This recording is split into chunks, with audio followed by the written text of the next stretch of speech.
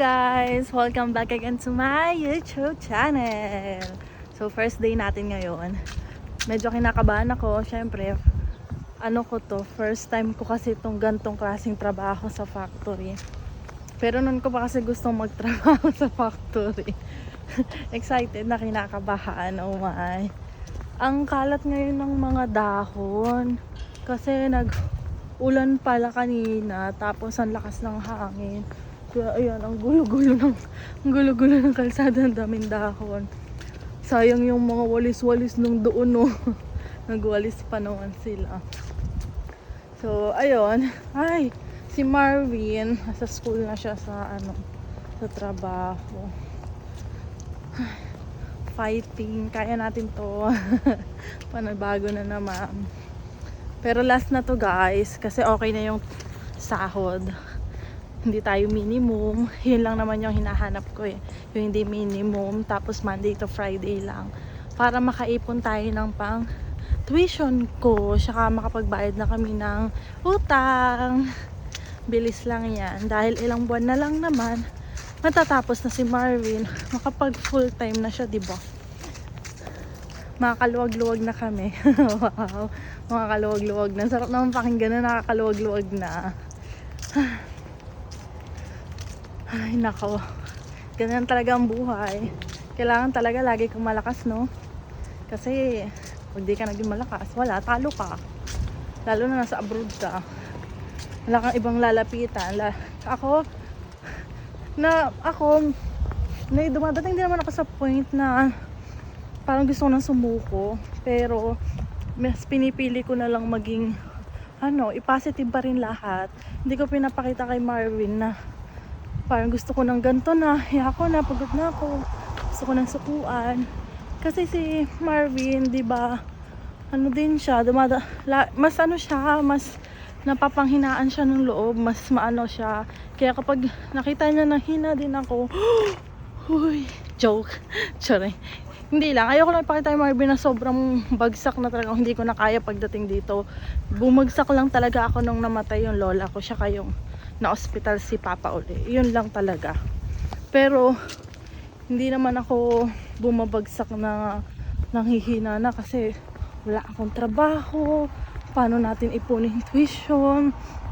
Hindi ko inaano. Kasi alam kong may dadating. Alam kong malalampasan namin yan.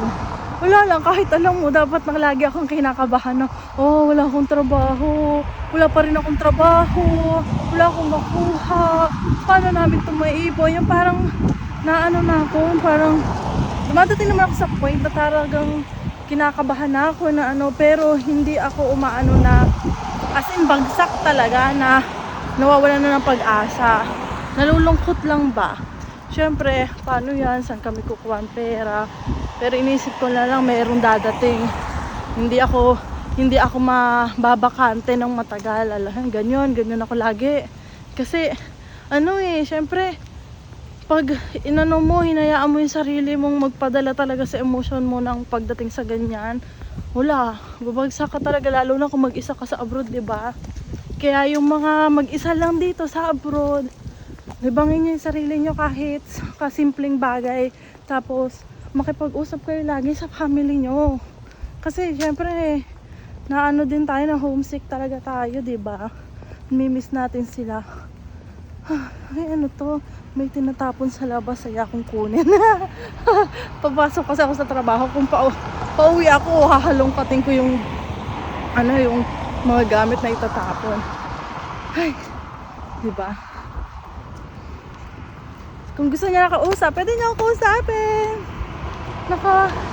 Pwede tayo mag-meet para mag-chika-chika tayo, para malibang kayo kung madami kayong iniisip, nadadaw na kayo.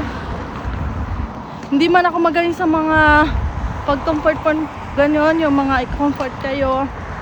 Pero, feeling ko naman mapapasaya ko kayo.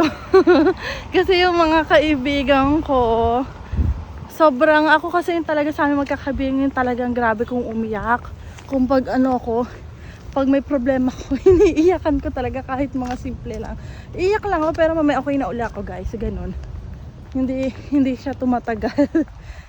Tapos, pero, Ako din yung pinakamasayahin sa aming magkakaibigan. Ngayon nag-college kami. Kami magkakasama. Ako yung makulit. Ako yung parang nagiging clown nila. Wala, gusto ko lang talaga parang laging masaya. 'Di ba? Pag nakikita ko sila malungkot, hindi pwede to, hindi pwede sila ganito. Dapat mawala yung iniisip na wala yung lungkot nila. Kaya minsan, pag sa mga kaibigan may problema sila, tara labas tayo, libre kita. Ano, ganyan, paano ka? Ganyan. Tapos kapag may nangaaway sa kanila, sino nangaaway sa'yo? Sabihin mo, bakit kanila inaaway? Ganyan, palaban no. Siyempre, kung alam ko naman tama kasi ako or yung kaibigan ko, bakit hindi magiging palaban, di ba? Hindi pwede yung kinakawawa tayo. Nung dumating ako dito, my God, nagbago. Kasi syempre siguro dahil bago, parang takot akong makipagsagutan, ganyan. Pero dumating din ako sa point na pinaglaban ko rin yung sarili ko sa isang trabaho ko. Kasi sobra na. Pero after kong makipagsagutan doon, umiyak talaga ako after. Grabe, iyak ko.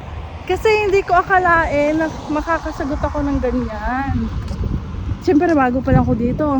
Tapos sabi ng mga ibang lahi, okay lang yan, bago ka pa lang. Kaya medyo takot ka pang sumagot. Pag tumagal ka na, nasanay ka na, kaya mo na ipaglaban talaga yung sarili mo. So after nun, parang naano lang ako.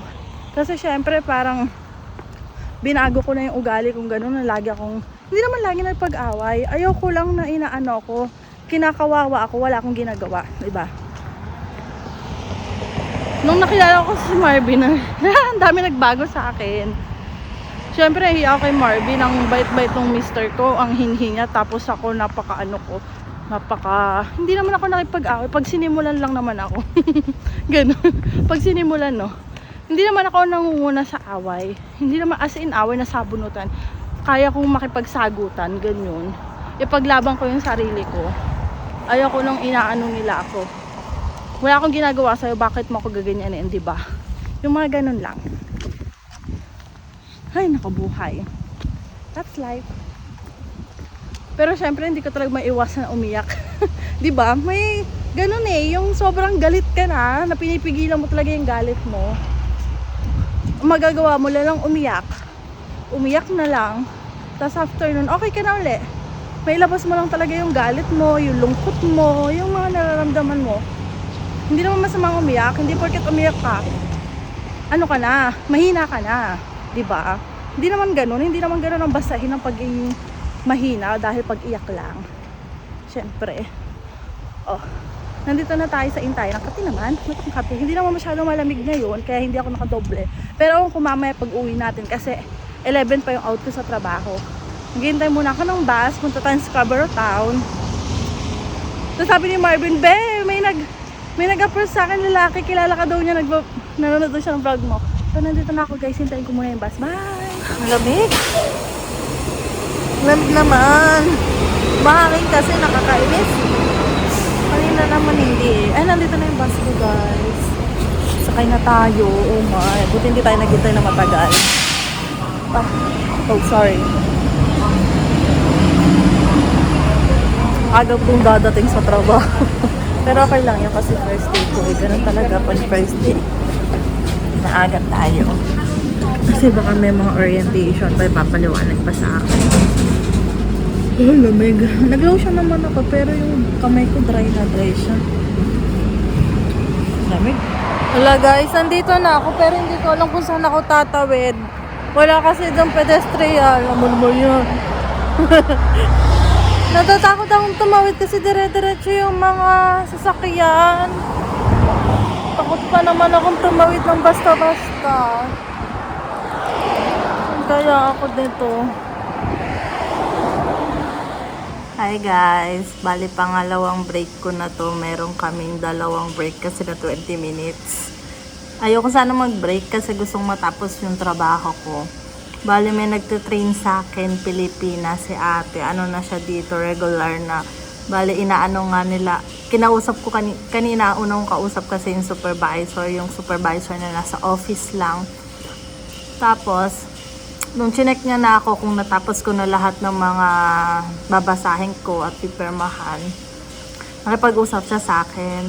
So, nakipag-usap ako, chika din ako. Ano siya, Canadian siya, puti. Tapos tinanong niya sa akin kung ito ba yung first time ko sa factory. Sabi ko, yes. Sabi ko, parang ganon. Tapos sabi niya, edi, chika-chika kami kung gano'n na kami katagal dito. Sabi ko, 10 months. Sabi ko, ganyan. Tapos, sabi niya, bago pa lang pala, ganyan. Tapos, paano daw kami nakapunta dito? Sabi ko, student yung mister ko.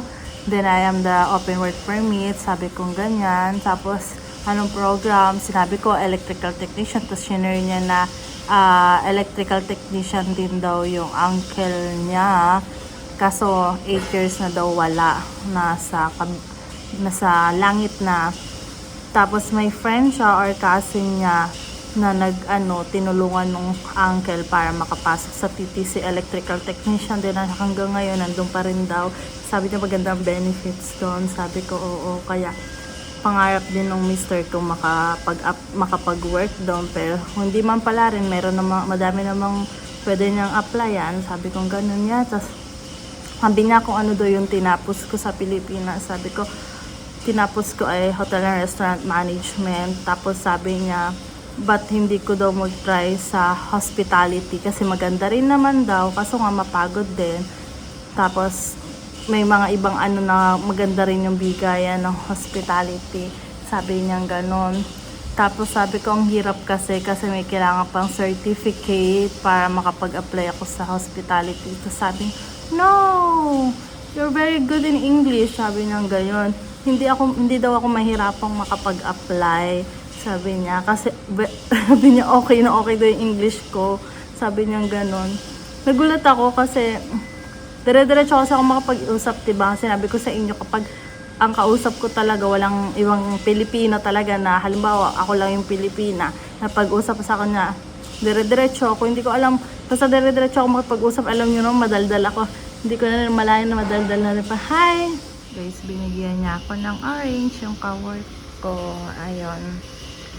Haha, may orange tayo. So, mamaya na lang ulit tayo magchikahan, guys. Babalik na ulit ako sa trabaho ko. Gusto kong tapusin yung lahat ng mga boxes ko kasi ang dami pa. Balik, tinutulungan naman ako ni ate, pero gusto ko kasi masanay na magawa ko matapos ko kasi bukas baka mag-isa na lang ako. Pauwi na tayo, guys. Ay, ayan. 11:11 na. 11:11 p.m. Pauwi na tayo. Buti maaga pa may pinapauwi pala.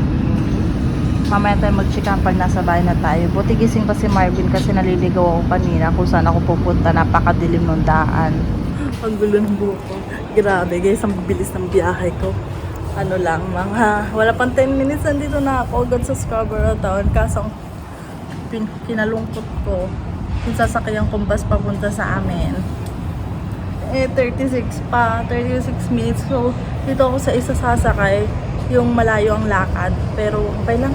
Basta makauwi na tayo. Gusto ko na matulog. Pero hindi ako pagod. Hindi siya mapagod, guys. Maya ko i-chika sa inyo kung kaya ko pang i-chika. Pero gusto ko nang matulog. Naantok ako. Pero, kompleto naman yung tulog ko. Pero, ewan ko bakit inaantok na ako. Kasi nung oras na, diba? Si Marvin nandun pa sa bahay, may inaaral yun. Kasi gising pa, narinig ko, nagla-laptop pa siya. Or baka nagdodota, babatukan ko yung pag nagdodota yun. Nung oras na hindi pa natutulog. Sige, mamaya na lang uli guys. Dahil maglalakad tayo ng mga 8 minutes pag nakasakay na ako. 4 minutes na lang naman dadating na yung Ayun, sacrifice na uli tayo ng panggabi. Hindi na uli kami magkikita ni Marvin. Kasi tomorrow, na siya, hanggang Thursday, maaga pagising niya, alas 8 kasi ang pasok niya. Ay, andito na yung bus ko guys, mamaya na lang. Dito na tayo guys. Balik na naman tayo sa night shift. Hindi, afternoon shift naman kami kasi iba pa yung night shift talaga. Kasi meron yung pang 11 eh. 11 hanggang 7 a.m. Lakad na tayo pa uwi sa bahay. Ay. Kaya sabi ko, be, magde-day off ka dapat ha. May araw dapat. Para naman kahit pa paano kikita pa rin kami. Ayun, maabutan ko naman si Marvin. Ang ganap na naman namin, maabutan ko si Marvin ng tulog na pag-uwi ako. Tapos, gigising ako nang wala na si Marvin. Kasi maagap ang pasok niya. Ay, ang dilim guys. Sorry. Wait lang. Ayan guys, ganyan ang dadaanan natin tuwing uuwi tayo ng gabi. Madilim. Pero safe naman. Safe naman siya dito sa may amin. Ilang beses ko na naman tong naranasan. Bali, naninibago na lang ulit ako. Kasi tagal na din, diba? Tagal na din nung duty ako ng panggabi na sanay na ako ng pang umaga. Ay, okay lang yan. Makakakuha din tayo ng pang umaga dun sa factory. Pag pinalad. Kasi sobrang agap din daw pati. Alas 6 nagsistart na sila. Tapos, ewan ko. Mas madami din daw gawa ng umaga. Yung sa amin kasi medyo okay naman. Easy pa. Hinihingal na ako. Bigat ng bag ko. Nakasurvive naman tayo sa first day natin sa trabaho. And goods naman. Goods naman ako guys. Ano na yung mata ko. Time check guys. 11:40 na.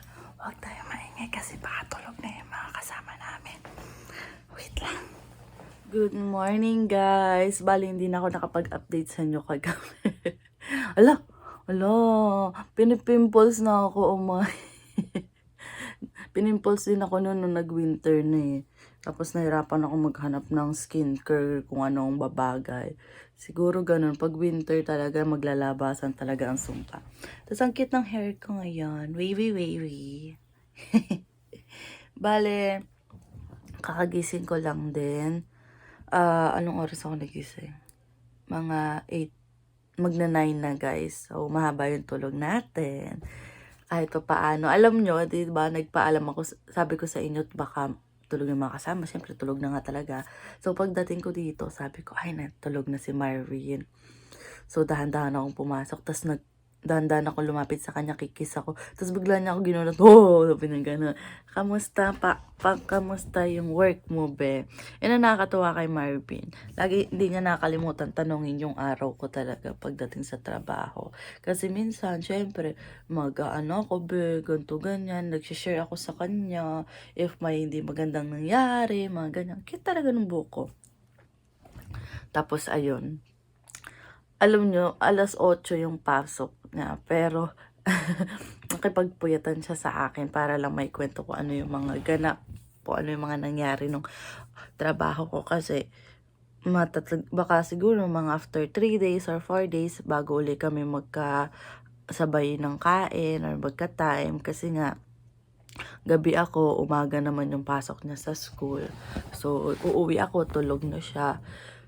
Aalis siya, tulog naman ako. So, ayun, napuyat kami ni Marvin, kakakwento ka. Hindi na rin ako nakapag-vlog kasi syempre patay na yung ilaw. Lobat na rin ako, kaya chinerge ko na 17% na lang ako, guys. Tanong-tanong siya sa akin, ganyan. Sabi ko, okay lang naman, hindi pa mapagod kasi may tumutulong pa. Pero syempre, tinuturuan naman ako kung paano yung mga technique para mas mapabilis, ganyan. So, mababait naman ang makasama ko. Bali, 2 nga lang kaming Pilipina, tapos ang makasama namin, iba-ibang lahi. Pero konti lang kami, siguro mga 30 lang kami. Tapos nakwento ni ate na mas madami ang Pilipino sa panggabi. Pero nakita ko madaming ang Pilipino sa panggabi. Pero hindi ko lang alam kung ilan sila.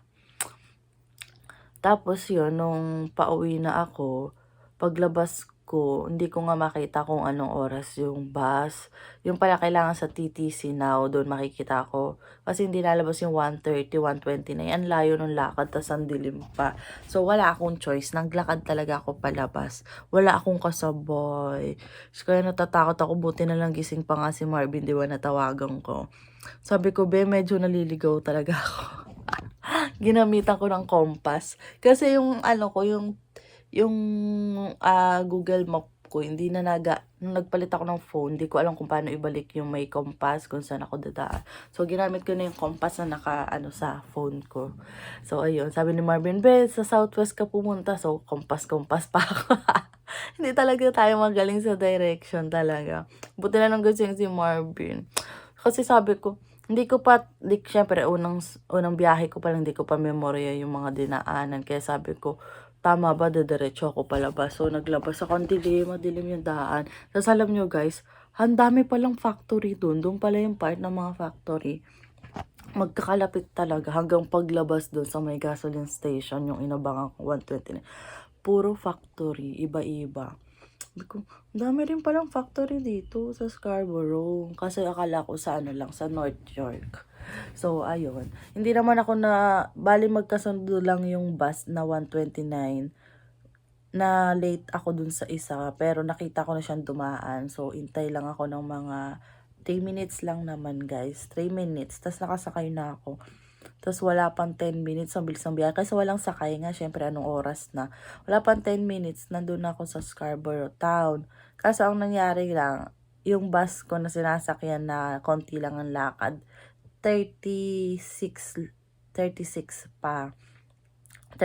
minutes. So, wala akong choice. Doon ako sa mahaba lakad para makauwi na. Mas mabilis ako makauwi pag ganun. Kasi, sobrang lapit lang kasi pag Scarborough Town, so dun sa bababaan ko, sobrang lapit. Mga 2 minutes lang nandun ako, bababa na ako. Tapos lakad lang ako ng mga 8 minutes. Depende sa lakad ko kung mabilis ako. Ako, ang liit ng bias natin, liit ng hita. Kaya, medyo matagal-tagal tayong maglakad. Pag si Marvin talaga, bilis maglakad na, nanggigigil ako. Hinahabol ko. Ang bilis umano eh. So, ayun. Okay naman yung first day ko. Masaya naman. Lahat sila, ni-approach naman ako. Mababait naman sila. Sana hanggang dulo. Charing. Hindi. Pero wala pa naman ako na mukha namang okay sila.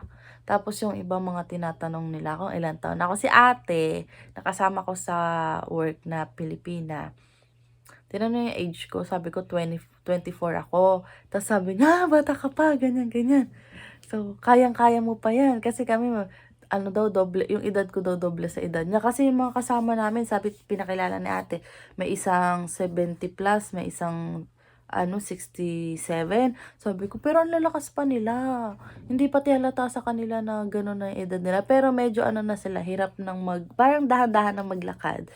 Gano'n. Pero kaya pa nilang magtrabaho. Kaya sabi ko, tas yung isa dun, 17 years na. Ang tatagal na nga daw, inaano nga sa akin, ang tatagal na daw. Umaalis lang yung iba kasi nagre-retired na. Kasi okay nga yung benefits, tas okay din yung sahod pag yung naging regular ka, diba? Kaya goods na. Tapos, konti lang din yung mga lalaki eh. Wala pang 10. Wala pa tayong 10 yung lalaki. Tapos yung supervisor namin lalaki. Bali may supervisor na nasa yung kasama namin, nag-a-assist. Tapos, yun yung kasama namin hanggang 11. Tapos yung una kong na-meet na supervisor na sa office, hanggang lang siya, hanggang 4 lang. Yun yung Canadian. Indian ata yung lahi ng supervisor namin. Pero mabait siya, super bait. Kung ano lang yung trabaho ko, yun lang yung pinapagawa niya sa akin. Tapos, yun, parang hindi na muna niya ako pinaglinis nung machine. Siya na lang daw maglilinis. Kasi, talaga, parang 10:30? 10:30, dapat tapos na kami, nag-aagayak na. Siyempre, si ate kasi nakasama ko hanggang 10 lang siya. Hanggang 9:30, pero umabot siya ng 10 kasi tinulungan niya ako para isang box na lang yung gagawin ko. Kasi 10 box yung gagawin ko. 11 box yung gagawin. So, iniwan na lang sa akin ni ate. So, baka mamaya, mag-isa na ako. Siyempre, kinakabahan ako, 11 boxes yun. Siyempre, iniisa-isa ko pa talagang nasakit ang mata ko kasi iniisa-isa ko yung yung mga cups kapag may damage. Tapos sabi nung bisor, siya iba ko sama, huwag ko daw isa-isahin, parang ilatag ko lang daw. May kita ko na daw ng maayos kung alin daw yung mga may damage daw. Kasi binabalik daw ng ng company na dinedeliveran kapag may mga damage daw. Pinapabalik agad. Sabi ko, ay syempre kitang-kita agad na ikaw gumawa nun dahil may sticker, tapos may paper kung sino ang gumawa nun. Kaya wala ka talagang kawala. Kaya tatatakot ako, kaya talagang sabi nila tatagal daw ako, baka hindi ko pa matapos yung 11 box ko. Kaya ganun daw ang gawin ko. Masasanay din ako kasi bago pa lang naman. Sabi ko, okay, thank you. Sabi ko ganun. Tapos, yung break naman namin, hindi naman, depende sa kung anong oras mong gustong mag-break. 20 minutes, tapos next ay 20 minutes.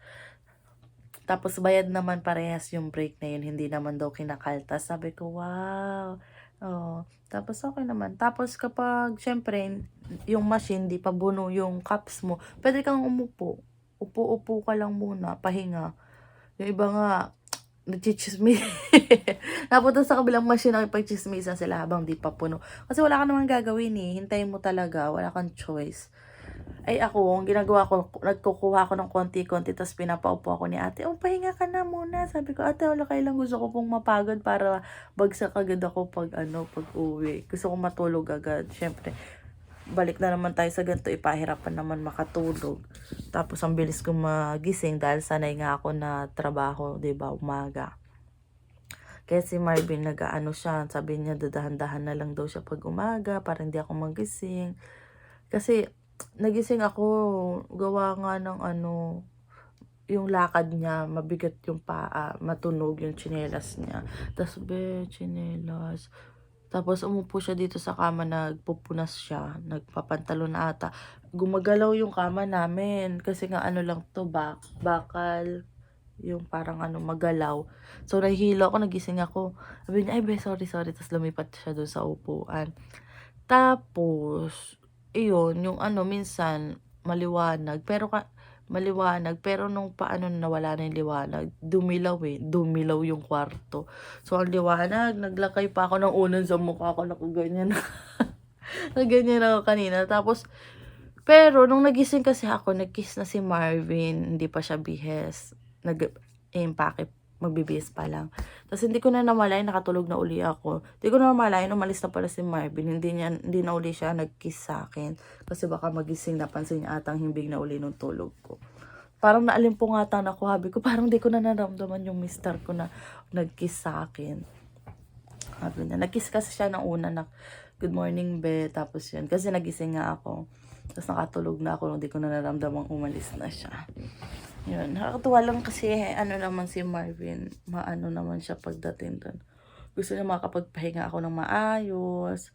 Tapos, ayun, ang nakakatuwa lang din kay Marvin, nagsaing na din siya before siya umalis. May kanin para kakain na lang ako kasi may ulam naman na niluluto ako. Diyan, para init-init na lang ba. Oh! So, ayun lang yung ganap ngayon, guys. So, happy naman ako sa work ko. Tsaka konti lang naman kami siya kahiwa-hiwalay. Lang talaga, kailangan ko lang sanayin sarili ko na mabilis, na matatanggal ko yung mga damage. Ilan lang naman, pero hindi naman masyadong maarte sa work. Walang Tsaka, mabait naman. Kung may papaliwanagan ka naman. Papaliwanagan ka naman nila kung paano yung gagawin. Mabait yung pag-approach ng namin, yung aming super. Sabi nga ni ate, mabait yan yung super namin, yung Indian na lalaki. Tumutulong talaga siya, tinutulungan niya ako. Nakita nga niya na syempre sabi niya, 10:30 dapat daw tapos na, refill na lang ng papel. Tapos nakita ko, tinutulungan niya ako, kinukuhaan niya ako ng cup, tapos titimbangin pa kasi yun may timbang. Tapos check yung damage. Tinulungan niya na ako para matapos ako. Tapos, sabi ni ate, mababait. Tapos yung super namin, yung nakausap kong kanina, super bait daw nun. Tapos, tapos tuwing Thursday, may merienda. May merienda daw galing sa supervisor ata. Every Thursday daw yun. Kapag summer, iba daw. Iba yung binibigay. Pero pag ngayong winter, Tim Tim Hortons daw yung mga binibigay. Sabi ko, ay nakakatuwa, may pamerienda sila. Oo daw, galante daw yung supervisor namin. Tagal na din daw siya dun eh. Grabe no, tatagal na. Yung iba 17 years, 10 years, nakakatuwa. Tapos may international student daw na panggabi. Iyon yung last year ng mga international student na umabot sa October 7, yung pwede mag full time. So, pero wala kasi part-time eh. Full time talaga eh. 11 to 7 a.m. sila tapos pasok pa nila sa school, no. Yun yung offer sa akin nung una. Pero ang pasok nila Sunday to Thursday. Grabe nung sacrifice din ng mga student, no, para makaipon ng tuition. Kwento nga ni ate, yung isa daw Pilipina nag-share sa kanya, sabi niya, ate, tsatsagain ko na to. Kasi makakaipon ako ng pang tuition niya. Yun talaga, ang hirap. Kapag talaga, mag-isa ka, tapos kailangan mong kumayod para sa tuition mo dito. Kailangan mo talagang mag full time ng trabaho, tapos yung iba nagpa-part time pa, kasi kulang talaga pag mag-isa ka. Ayun, so magpapaalam na ako guys. Share ko lang sa inyo yung experience ko sa trabaho ko. Happy naman ako. Kasi gusto ko talaga itong ma-experience tong work na to. Diba? Ay! Pero syempre, nangangarap din naman ako na magkaroon din ng yung dream job ko talaga. So, sabi ko kung magtatagal ako dito, okay lang naman. Habang di pa tayo, kung ikaw skilled naman, para makapag-ipon ako. Nag-chat si Marvin, kamusta ka, bebe? Natuwa yung mister ko na. Pag nagigising ako, good morning na, kamusta yung tulog mo? Tapos sabi niya, kamusta yung work mo, be? Hindi ka ba ganun na ganyan siya. Tapos, be, nagsaing na ako. May ulam naman dyan, init mo na lang. Ganun yan. Cute, no? So, papaalam na ako, guys. Huwag niyong kalimutan mag-like and subscribe sa YouTube channel ko. Meron din po akong TikTok account na Crystal Herrera at meron din po akong Facebook page na Crystal Larita. Thank you! Bye-bye!